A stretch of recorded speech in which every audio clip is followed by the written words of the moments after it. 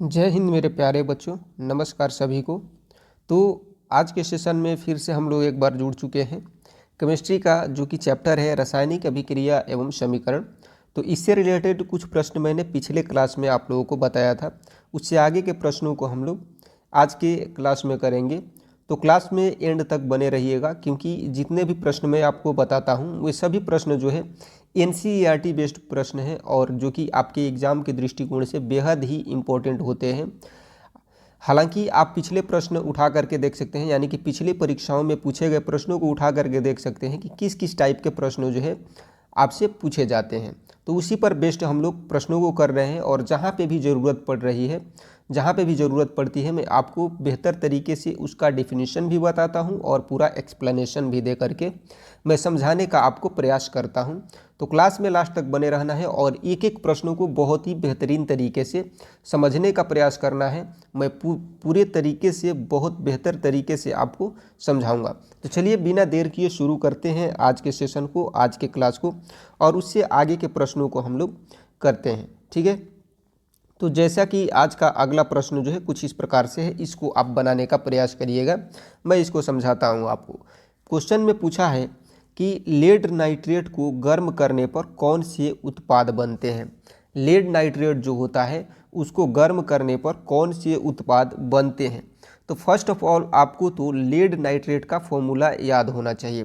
तो lead nitrate का formula जो होता है वो होता है 2PbNO3, इसका होल ट्वाइस होता है। ये हो गया लेड नाइट्रेट। और प्रश्न में पूछा जा रहा है हमसे कि जब इसको गर्म किया जाता है तो इसको गर्म करने पर जो है कौन कौन से उत्पाद बनते हैं। तो आइए मैं आपको बहुत अच्छे तरीके से समझाता हूँ। तो देखिए, ये हो गया लेड नाइट्रेट, और इसको जब गर्म किया जाता है तो इसको गर्म करने पे ये तो हो जाएगा लेड ऑक्साइड। उसके बाद नाइट्रोजन डाइऑक्साइड बनता है और उसके बाद ये हो जाता है ऑक्सीजन। ठीक है, यानी कि कुल मिला जुला कर कहा जा सकता है कि जब लेड नाइट्रेट को गर्म किया जाता है तो इसका अपघटन हो जाता है। अगर ध्यान से इसको देखिएगा तो यह जो है एक अपघटन अभिक्रिया है। ठीक है, अपघटन अभिक्रिया क्यों है? तो अभिकारक जो है एक ही है, लेकिन जब उत्पाद बन रहा है तो इसमें इसके सभी जो है अभिकर्मक टूट जा रहे हैं। तो इस तरीके से बोला जा सकता है यह एक अपघटन अभिक्रिया है। तो जब लेड नाइट्रेट को गर्म किया जाता है तो इसका अपघटन होता है, और अपघटन होने के बाद जो है नाइट्रोजन डाइऑक्साइड और ऑक्सीजन निकलते हैं। और ये नाइट्रोजन डाइऑक्साइड जो होती है यह एक भूरी गैस होती है। कैसी होती है? यह एक भूरी गैस होती है। तो इस तरीके से इसको आपको याद रखना है कि जब लेड नाइट्रेट को गर्म किया जाता है तो गर्म करने पे नाइट्रोजन डाइऑक्साइड और ऑक्सीजन निकलते हैं। क्या निकलते हैं? नाइट्रोजन डाइऑक्साइड और ऑक्सीजन गैस निकलते हैं। तो इस तरीके से इस प्रश्न का सही उत्तर हो जाएगा ऑप्शन सी, नाइट्रोजन डाइऑक्साइड और ऑक्सीजन। ठीक है, उम्मीद करता हूँ यह प्रश्न आप बहुत अच्छे तरीके से समझ गए होंगे। अगले प्रश्न की बात करते हैं। अगला प्रश्न है कि निम्न में से कौन सा ऑक्सीकारक है। निम्न में से कौन सा ऑक्सीकारक है? तो जब अभिक्रिया होती है तो अभिक्रिया में अभिकारक और उत्पाद होते हैं, तो वहाँ तो समझ में आ जाता है कि कौन सा ऑक्सीकारक है। लेकिन यहाँ पे आपको समझ में नहीं आ रहा है तो मैं आपको बता दे रहा हूँ, इसको आप याद रखिएगा। यहाँ पे जो है ऑक्सीकारक वो होता है, वह पदार्थ होता है जो दूसरों का ऑक्सीकरण करता है और स्वयं का अपचयन करता है। ठीक है, यानी कि वह पदार्थ जो दूसरों का ऑक्सीकरण करता है और स्वयं अपचयन होता है उसे बोला जाता है ऑक्सीकारक। तो यहाँ पे एक ही है O2। ठीक है, क्या है? O2, यानी कि ऑक्सीजन जो है ये दूसरों का ऑक्सीकरण करता है और स्वयं अपचयन होता है। तो इस तरीके से इस क्वेश्चन का राइट आंसर हो जाएगा ऑप्शन डी, ऑक्सीजन।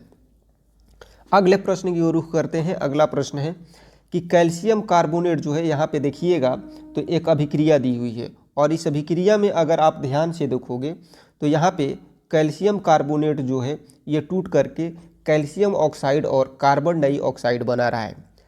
ठीक है, कैल्शियम कार्बोनेट जो है ये टूट करके क्या बना रहा है? कैल्शियम ऑक्साइड और कार्बन डाइऑक्साइड। यानी कि यहाँ पर एक पदार्थ जो है एक यौगिक जो है ये टूट करके दो उत्पाद बना रहा है, एक यौगिक टूट करके दो उत्पाद बना रहा है। इस तरीके से इसका मतलब हम लोग बोल सकते हैं कि यहाँ पर इसका टूटना हो रहा है, यानी कि अपघटन हो रहा है। क्या हो रहा है? अपघटन हो रहा है। अपघटन बोले तो वियोजन हो रहा है। यहाँ पे कैल्शियम कार्बोनेट का क्या हो रहा है? अपघटन हो रहा है। अपघटन बोले तो वियोजन हो रहा है।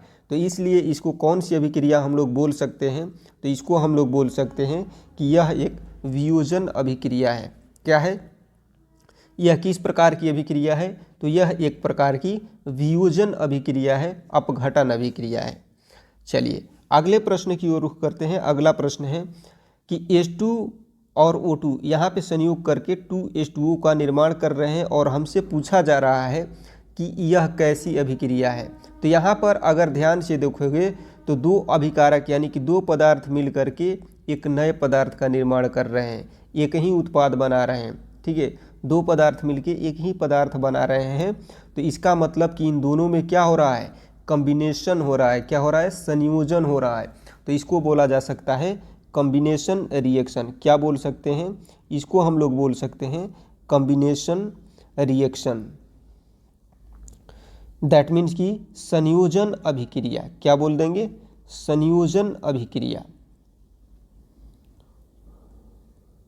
तो इसलिए इस क्वेश्चन का राइट आंसर क्या हो जाएगा? तो इस क्वेश्चन का राइट आंसर हो जाएगा ऑप्शन ए, संयोजन अभिक्रिया हो जाएगा।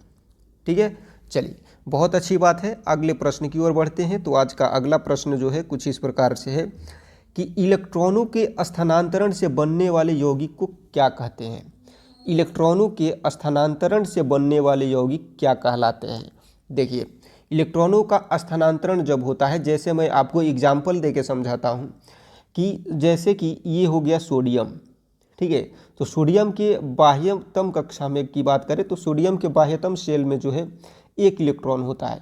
और क्लोरीन की बात करें तो क्लोरीन के बाह्यतम शेल में जो है 7 इलेक्ट्रॉन होते हैं। कितने इलेक्ट्रॉन होते हैं? 7 इलेक्ट्रॉन होते हैं।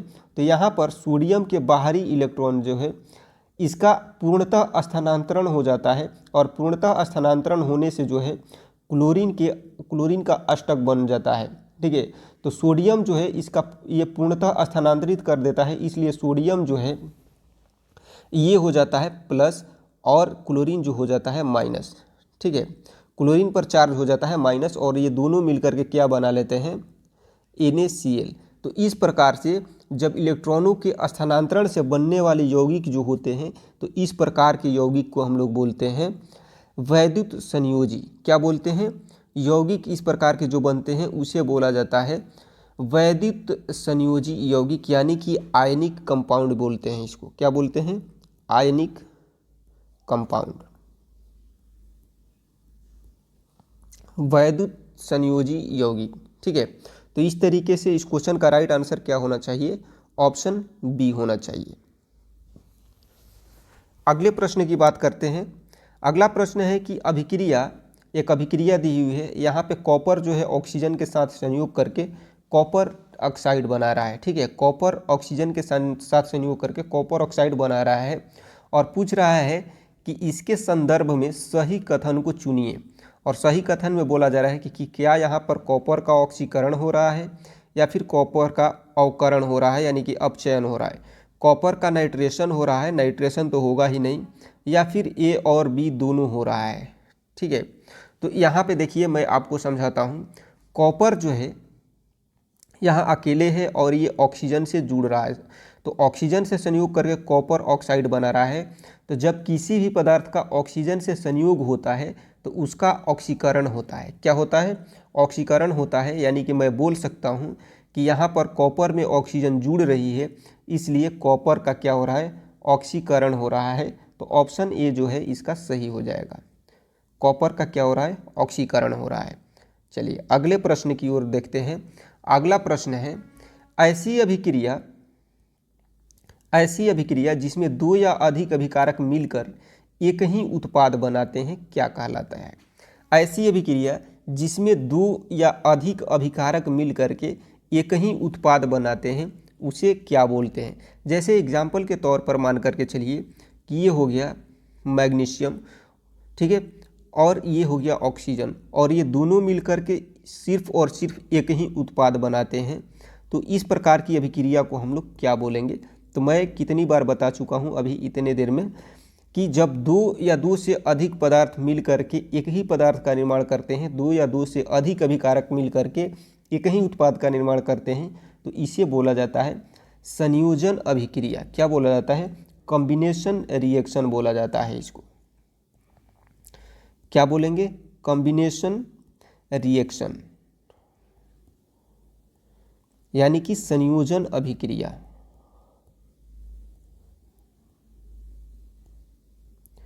तो इस क्वेश्चन का राइट आंसर क्या हो जाएगा? ऑप्शन बी हो जाएगा राइट आंसर इसका, संयोजन अभिक्रिया।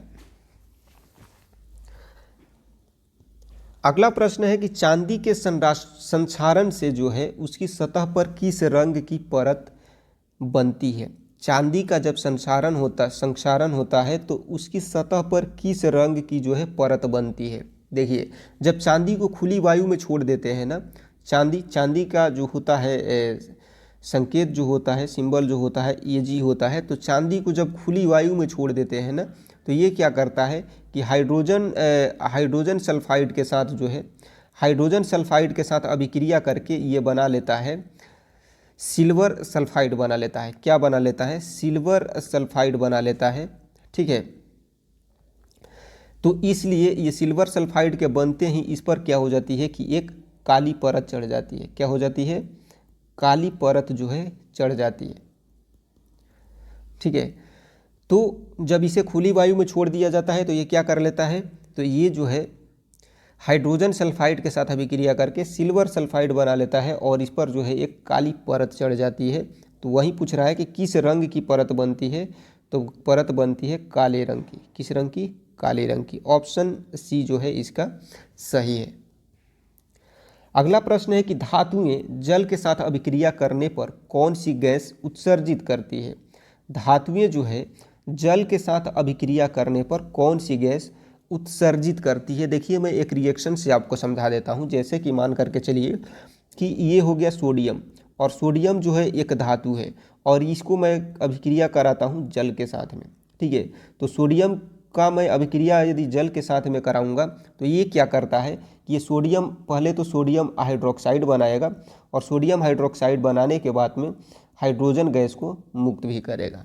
ठीक है, तो यही हमसे क्वेश्चन में पूछा जा रहा है कि जब धातुएं जल के साथ अभिक्रिया करती है, तो सोडियम धातु हो गया और ये जल के साथ अभिक्रिया कर रहा है, तो धातुएं जब जल के साथ अभिक्रिया करती है तो कौन सी गैस उत्सर्जित करती है? तो हाइड्रोजन गैस जो है उत्सर्जित करती है। कौन सी गैस उत्सर्जित करती है? हाइड्रोजन गैस उत्सर्जित करती है। दैट मीन्स कि ऑप्शन सी इसका राइट आंसर हो जाएगा। क्या हो जाएगा? ऑप्शन सी इसका राइट आंसर हो जाएगा। अगला प्रश्न देखिए। अगला प्रश्न है कि शाक सब्जियों के विघटन से कंपोस्ट बनने की प्रक्रिया जो है किस प्रकार की अभिक्रिया का उदाहरण है? शाक सब्जियों के विघटन से कंपोस्ट बनने की जो प्रक्रिया है किस प्रकार की अभिक्रिया का उदाहरण है? देखिए, जब शाक सब्जी का अपघटन करके विघटन करके कंपोस्ट हम लोग बनाते हैं तो उस अभिक्रिया से जो है काफ़ी ऊष्मा निकलती है। किसका उत्सर्जन होता है? ऊष्मा का उत्सर्जन होता है। किस चीज़ का उत्सर्जन होता है? ऊष्मा का उत्सर्जन होता है।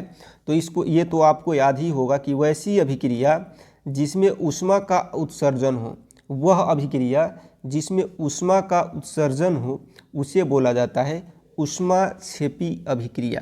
क्या बोलते हैं? Exothermic reaction. क्या बोलते हैं उसको? उसको बोलते हैं एक्सोथर्मिक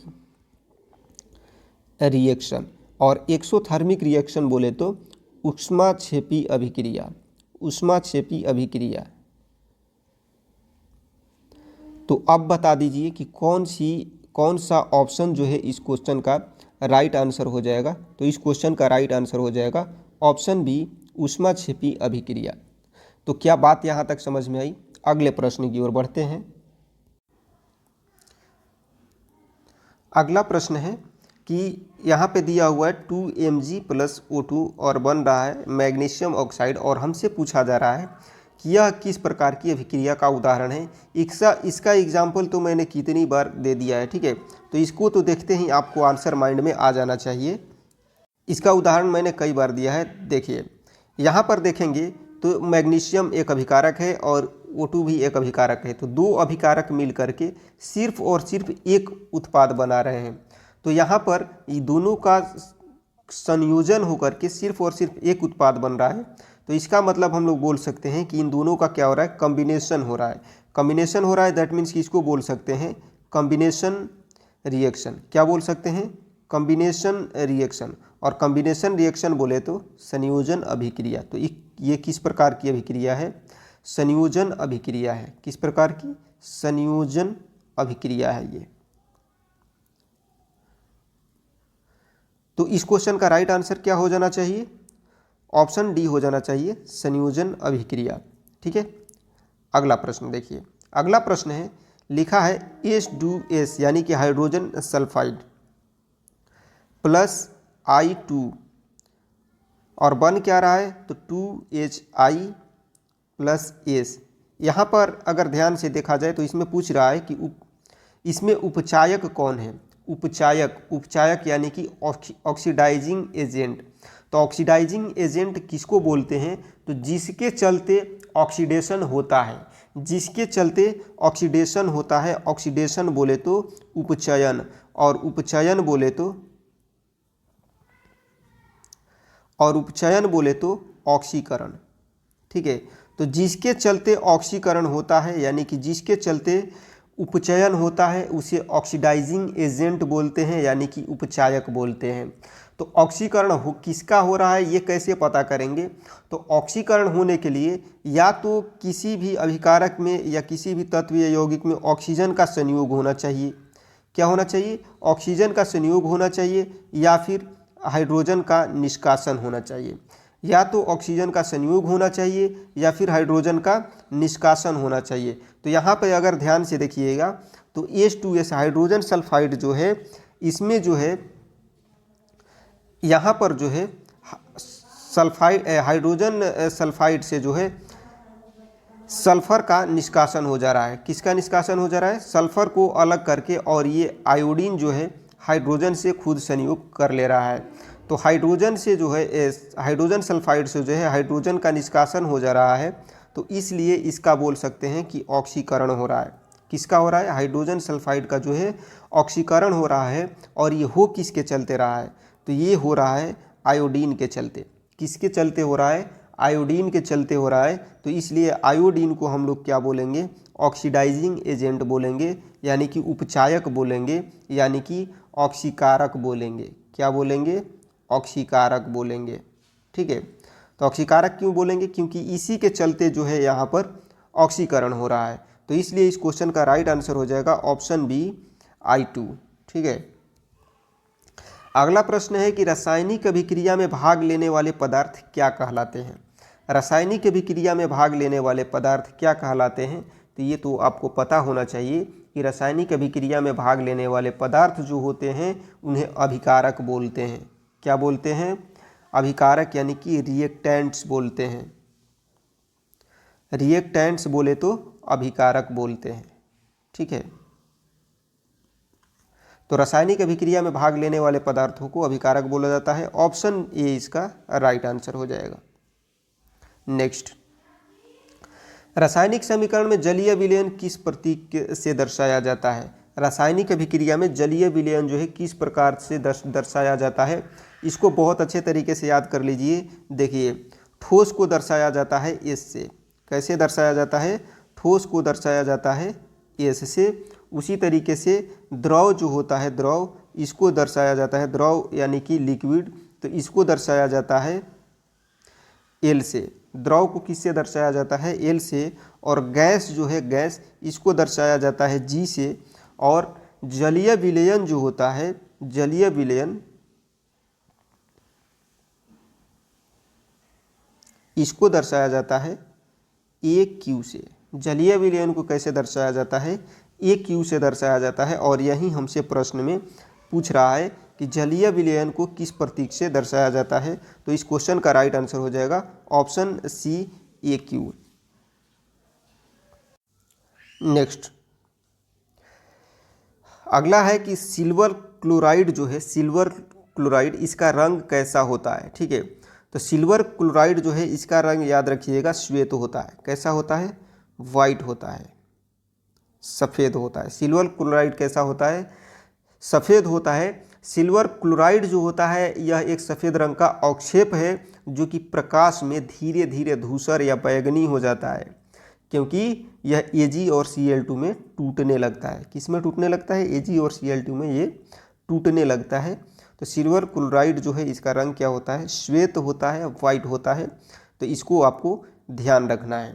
ठीक है, तो आज के क्लास को यहीं पे स्टॉप करते हैं, वरना क्लास कुछ ज़्यादा लंबा हो जाएगा और बोरिंग हो जाएगा। ठीक है, तो इससे आगे के प्रश्नों को हम लोग नेक्स्ट क्लास में करेंगे। एक छोटा सा क्लास होगा, ज़्यादा प्रश्न नहीं होंगे, बस एक छोटे से क्लास में वो भी फिनिश हो जाएगा और इस चैप्टर से सभी प्रश्नों को हम लोग बहुत बेहतर तरीके से कर लेंगे।